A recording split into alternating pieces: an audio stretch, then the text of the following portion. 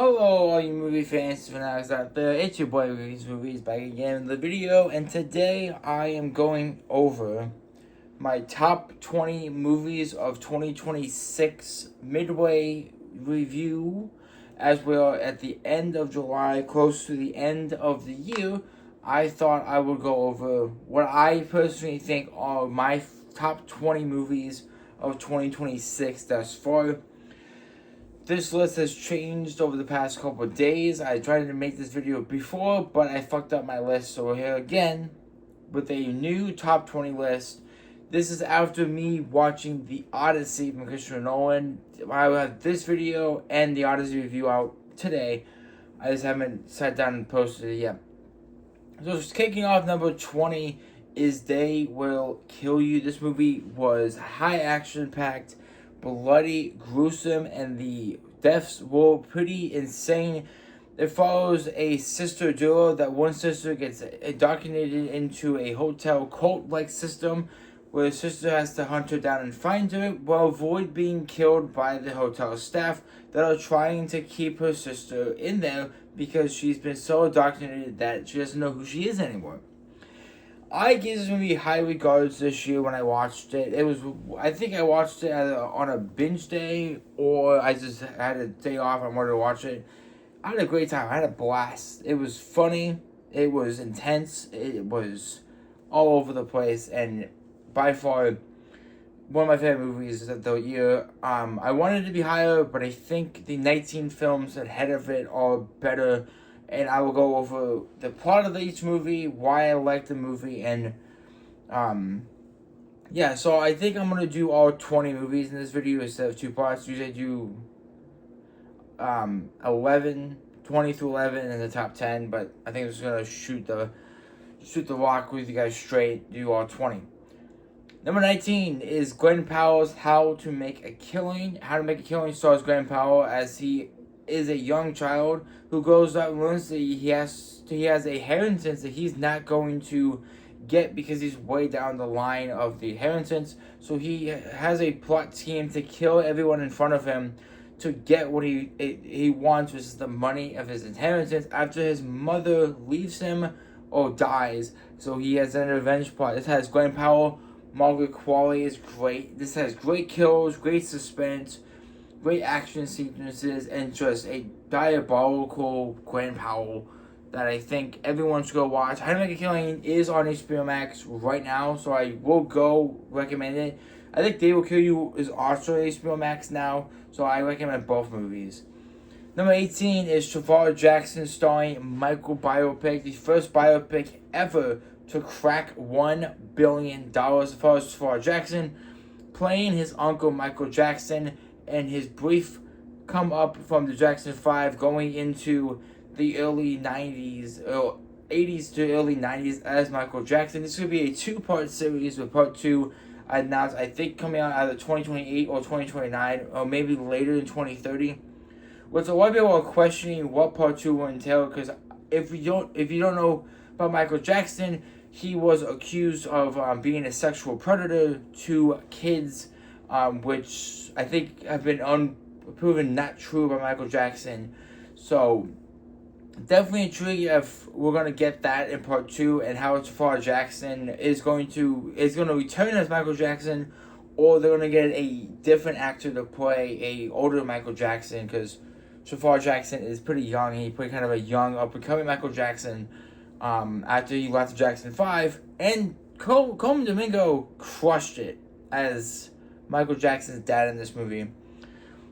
Number 17 is Mortal Kombat 2, the long-awaited sequel to Mortal Kombat from, I think, 2021, 2022. This is a 5-star movie for me. It was this year. Carl Urban is funny as fuck in this movie. The action sequences are fun. The fight scenes are like Mortal Kombat. You know, the face-to-face, and they go on an analog side-to-side fights like they do in the game. And the stakes are much higher in Mortal Kombat 2 than Mortal Kombat 1 was, with the Earth world realm being on the line against Brock, I think is his name, the main villain in this movie. I loved all of it. I laughed. It was brutal. They had some of the iconic lines in this movie. I hope they don't make another Mortal Kombat movie, but it looks like they might be because of the ending of the second one. We'll see what happens with that movie. Number 16 is Guy Ritchie's In the Grey, starring Henry Cavill and Jake Gyllenhaal. Two ex-cons to protect a wealthy businesswoman that finds, I think, like fraud in businesses, but it goes wrong and they have to go on this extravagant mission to save her and get her out before she gets kidnapped and killed. This movie is fantastic. Really fun action sequences, funny humor from Jake Gyllenhaal. Henry Cavill is funny too in this movie. I think they have great chemistry as well, and Guy Ritchie knows what he's doing when he writes movies. And by the way, all of these movies that are on this list, I either have reviews up on my channel or I haven't reviewed them yet. So whatever is on my channel to check out review-wise, I highly recommend checking out all my reviews. But moving on to number 15 is GOAT. GOAT follows a literal GOAT trying to make it in a world of basketball players that are taller, stronger, and better than him. And we follow this journey. It was cute. It was funny. I highly enjoyed it. I skipped it in theaters because I don't really watch a lot of kids' movies in theaters anymore.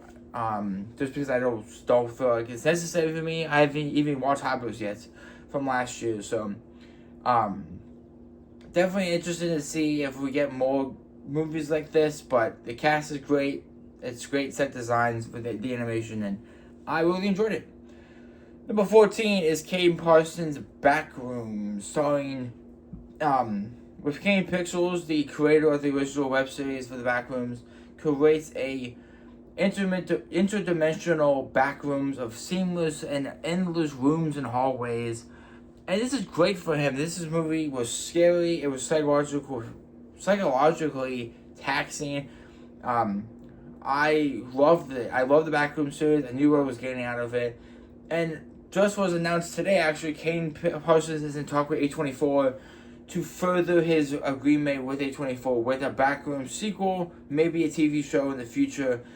And he is working on a multi-deal with them. Same with what Curry Barker did with Blumhouse and James Wan with after the success of Obsession. They're both on the trajectory to be great horror directors. So be in tune with Corey Barker and Kane Parsons. We are getting a lot more out of them in the future.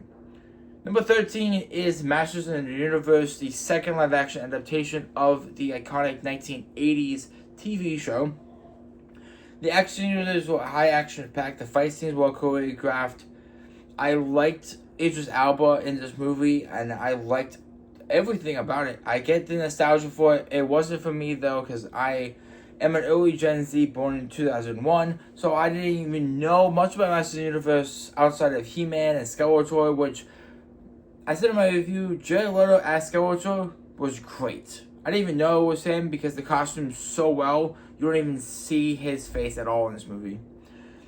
Number 12 is a recent watch, an Evil Dead Burn, another installment of the Evil Dead franchise after Evil Dead Rise came out in 2024, one of the two. This follows a family losing the husband of a close wife of theirs, and they go on this journey of fighting back against the demon, looking for the Necronomicon, the Book of the Dead, aka. This movie does have a lot of graphic deaths in it and a lot of dark entities involved with it as well, but the storyline works, it flows well, the pacing is good. I just think there are 11 films better than The Burn, but I gave it a 4 out of 5. I really enjoyed it, and the end credit scenes give me an impression that we're going to return back to Evil Dead Rise as we bring back the mom in Evil Dead Rise, in Evil Dead Wrath, which already wrapped production, and I think it's coming out in April of next year or later, and I cannot wait to see what they do with Evil Dead Wrath next year. And what they do, because if you guys don't know, Sam Raimi and Bruce Campbell are still behind the scenes of the Evil Dead franchise. They are just working hand in hand with the directors and the people working behind the movie as well. So this probably will be the last time we'll see the Evil Dead franchise, because this is a trilogy now of Evil Dead Rise, Burn, and Evil Dead Wrath. So I'm definitely excited to see what they do with Wrath next year. Number 11, and right before getting to the top 10, is Toy Story 5, another recent watch. I like Toy Story franchise. I was not young enough to watch the first one in theaters. I watched the second one when it came out in 2010, so I'm relatively new to the Toy Story train, but I highly enjoyed this movie. It was funny, cute, made me cry. Not as much as I expected to, but I did cry a little bit. And my review, I kind of go on a ramble about technology, but the movie is set around the lily pad and how technology has forgotten kids about playing with toys. Now into my top 10. My top number 10 movie on this list is Tuna, following Nikki, who has a hearing disorder, who senses a loud hearing or loud noises, and he's trained to fix pianos because he has a subtle niche with fixing pianos because he can hear subtle sounds. But he gets involved with a bad group of people that use him to break into safes and steal from the rich, just to find out that his girlfriend trying to get into a famous music internship, the one person they stole from was her master. Crazy story, crazy sound design. It was incredible. Go watch my review and go watch Tuna if you can find it on Wednesday or streaming. I highly recommend it. Number 9 is the long-awaited sequel to Devil's Wears Prada, Devil's Wears Prada 2, with the return of Meryl Streep, Emily Blunt, and Anne Hathaway. This movie was so much better than the first one. This has steak. Meryl Streep's company is dying due to the fact of ads in the internet of scrolling past an outfit and never buying it and getting away from magazines, just to find that Emily Blunt is trying to take over the company behind the scenes. Anne Hathaway is amazing in this film. Meryl Streep does her work as always. It's Meryl Streep. Why would she not? But I highly like this movie. I watched the first one on a plane ride to Jamaica. I watched it coming back, and I had to finish it at home before I went to the theater to watch the second one, and I highly enjoyed the second one. Number 9 is Wuthering Heights, based on the famous book starring Jacob Elordi and Margot Robbie.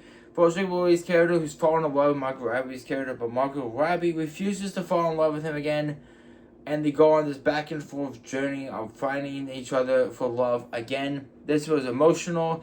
It had grit, and it had power, and it was fun to watch on IMAX. Beautiful mid-century London and England they used, I think, to film this movie in. It was amazing. I highly recommend it, and I really hope I get to read the book eventually to see how it compares from book to movie. Number 7 is Ready or Not 2, Here I Come, the sequel to Ready or Not, starring Samara Weaving and bringing into the picture of Catherine Newton. There's sisters in this movie that go on to do on a wedding, just to find out it's the same concept as the first one, but second one, there's a group of family members hunting her down inside the wedding venue. Elijah Wood is fantastic in this movie, and this movie is bloody, it's gruesome, it has the scream queens of Catherine Newton and Samara Weaving. Obviously, we both know they are scream queens now because Catherine Newton was in Lisa Frankenstein and Abigail, and Samara Weaving still continues with Over Your Dead Body with Richard, I think it was Zach Siegel this year, but definitely a really fun movie and deserves to be in my top 10. Number 6 is Good Luck, Have Fun, Don't Die, starring Sam Rockwell, following a Sam Rockwell character who goes to a diner looking for a group of people to stop AI from taking over the world. Definitely enjoyed this movie a lot. It was funny, it had charisma. Sam Rockwell crushed it as a solo role in this movie. But my next video will be my top 5. So I hope you guys did enjoy number 20 to number 6. I'm going to make a special video for my top 5 movies of the year so far. Hope you guys like, comment, share, subscribe, smack the button, face the button. So when I make a video, you guys can be the first to see it. Comment down below what you think of my top 20 so far, 20 to number 6. And let me know what my top 5 might be before I post the video. Remember, love what you love, watch what you love, and continue to watch movies in theaters. Because of you guys, theaters will be a thing anymore. And I'll see you guys when I go over my top 5 movies 2026 so far. Bye, everyone.